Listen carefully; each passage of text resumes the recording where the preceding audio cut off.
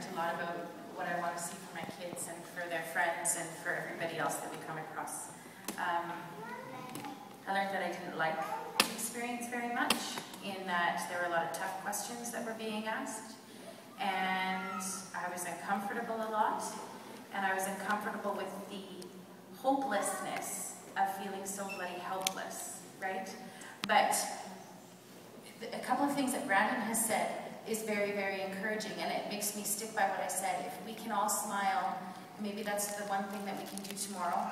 And maybe if we can, and watching him play around, maybe if we remember that every single person started out as pure and as innocent as this. Thomas didn't ask to be put on this challenge. We put him on it, and he survived. And I think if we could just be a little bit more gentle, not only with ourselves, but with our neighbor, and with our friends, and that guy who never lends us the tools when we ask. Let's just maybe be a little more gentle.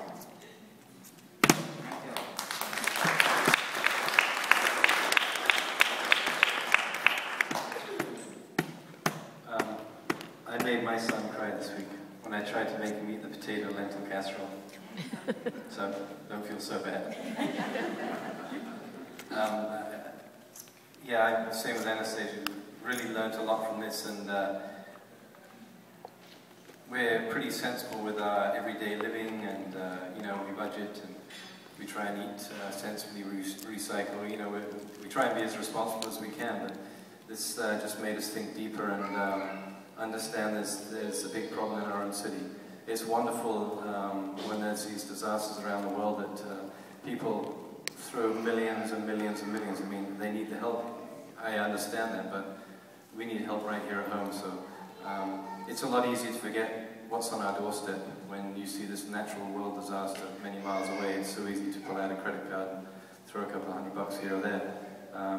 We need to think about what we're dealing with here at home and get to the root of the problems and start addressing them. Again, you know, everyone here on this panel all shares different talents and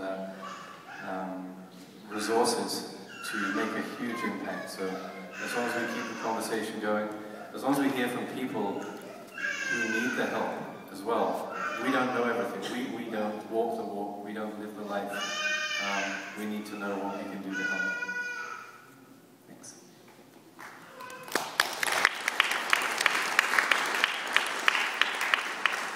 Sorry, but before I forget, is it possible to post the questions we don't get to and we can answer them in our blogs? Absolutely. So, I just wanted to say that one of the things that I really came to realize during this week is just how poverty is really the invisible problem. Like, it's not some, like, you know, you see on TV there's a world disaster, like Anthony was saying, and that's a problem that you see that you can solve. Or it seems like it's a more glamorous problem almost. It seems like I'm gonna help this like big disaster that has kind of an end date. Like, I'll help those people find homes in wherever that's happening. But there's all this like poverty happening right here in our town, and there's such a division, I find, in Saskatoon. Like, it's really easy to not notice that, to walk down the street. Like, I live close to downtown, and so I see, like, I go up 20th Street a lot, like to go to Park Cafe and stuff, but then this week for the first time I went 1 block further, it's like, and there's the Friendship Inn. You know, like, you go to Park Cafe and it's people like me. It's like young hipsters having their breakfast in the diner. But, I mean, so close to that is people who can't afford to buy a breakfast. So I really think for me, just realizing that this is happening here, it's really, I guess it's a cliche, but it's literally opened my eyes to the fact that this is happening. Like, now that I've seen it, I can't unsee that. So it's something that I'll know is happening.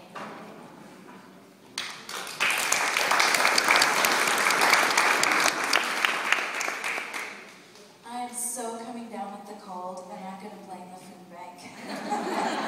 Because I didn't eat well this past week, I didn't eat fruit, and I'm not really susceptible to a lot of cold, so that's, thank you. But, I mean, imagine people who have to live on that diet all the time, and must compromise their health, and I'm feeling pretty foggy right now, so I won't say anymore.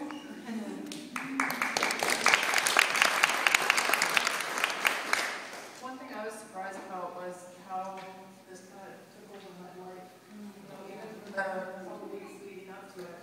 And the week of, I was just totally obsessed with this. I mean, I know John and his wife were, you know, exclaiming about, she's got a spreadsheet on her blog, you know, and like it was just, the whole week was like that. Like I had to be so organized, you know, to the detriment of pretty much everything else in my life. And like I can't imagine going through that and, you know, worrying about, well, do I have enough money to pay the bills, or, you know, do I have a safe and secure home to go to, and things like that. So that was the one thing that really struck me. And just to tag on with what Sherry said, you know, I think there's a lot of resources in this city, and people and organizations don't know what the other is doing. And, you know, I experienced it again. I was at a meeting last Thursday with a bunch of different organizations, and we're all talking about, you know, issues such as homelessness, addictions, things like that. And I said, you know, well, you know, we just need this. And the lady looked at me and said, well, my organization does that. Really? Yeah. You know? So it's just, somehow we gotta communicate and, you know, get our act together and use the resources that are already here. And I don't know how we do that, but there's gotta be a better way.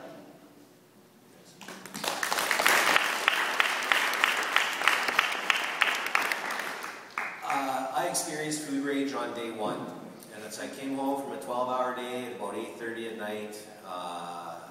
Came home to not knowing what to cook. I had a coil of sausage, and you know, party's on. Two coils, hey, two. Double the party. Oh yeah. But I got so mad because I looked in the fridge and there's 4 hamburger leftovers, 2 smoky leftovers, some potatoes, all this stuff that's gold to me, gold, that I could have just heated up and had a great tasty thing. And I turned to the kids, I says, hey, what'd you guys do for supper? Oh, we went to the restaurant. Pardon? We went to the restaurant. And I'm like, there's all this good food and the thing, and you do that, and people are starving, and I gotta eat, you know? And I was like, in day one. And then I was like, how spoiled and selfish and stupid can I be right now? It was a real getting up, wake up moment. Like how, I guess, for granted I take my existence. So my thing is, I'm just going to do, we all can't eliminate poverty. We're not going to be able to. Really, we can't. It's going to be there. It's going to be there forever. But how do we deal with it best? How do we make it easier for people to escape that situation, those circumstances? So I'm just going to invest one person at a time, because if we try to change the whole goddamn thing, it'll be overwhelming. So start small, baby steps, and that's going to be my perspective from now on. So thanks. Thanks for asking us, by the way.